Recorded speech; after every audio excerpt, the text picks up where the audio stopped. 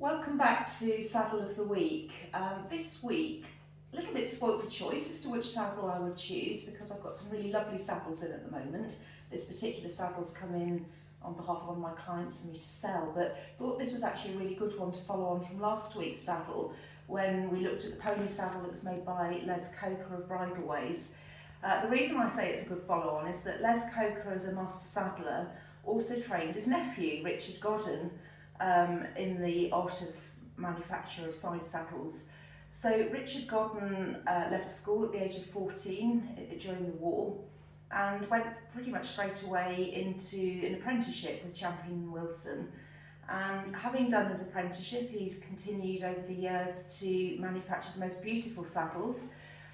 He trains side saddlers and is an expert in that field, having trained many of the people that are still working on our saddles week in, week out at the moment. So it's to be expected that the saddle that I'm going to show you here is something that is really very special because it is the work of a true craftsman.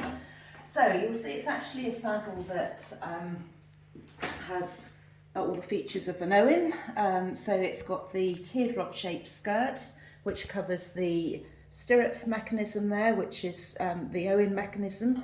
So for those of you that are not familiar with an Owen, I'll just quickly demonstrate how the stirrup goes on. So you'll perhaps know that all the main manufacturers of side saddles all have their own different types of safety devices. So that's your typical Owen device.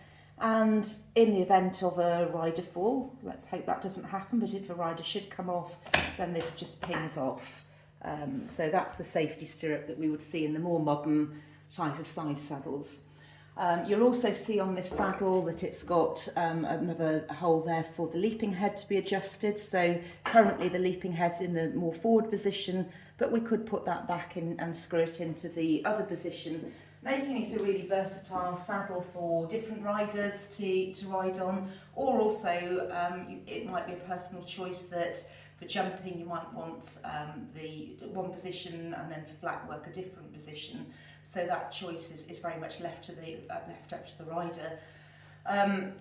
You'll hear me saying regularly when I'm looking at a really lovely saddle, what I'm looking for is a really nice flat seat which is going to support the rider.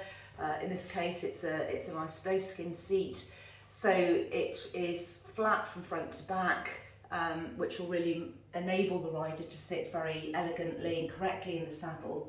And if I just turn the saddle around, you'll also see that it's beautifully flocked so that there is more flocking under the near side seat there for the rider, which will very much enable the rider to keep their weight onto their right thigh, and that will help them with their centre of balance and keep them again sitting really correctly. So beautiful saddle. This is actually a 17-inch saddle and 13 inches wide. I'll show you how I measure that in a moment.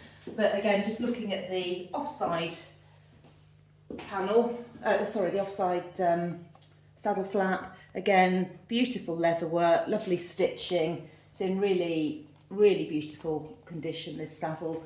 And what makes it actually a really very nice saddle in this modern era is it's also pretty wide, perhaps wider than your typical saddle that we perhaps tended to see from earlier eras. So really, really, really nice saddle. And I think looking at that saddle, I can well see why Richard Godden was awarded the Society of Master Saddlers Lifetime Achievement Award. I think it was a very well deserved award, not least also because of the number of people, the other saddlers that he's trained over the years. So yeah, really, really nice saddle. So look forward to seeing you on the next instalment, and I'll try and find you another saddle of interest for next time.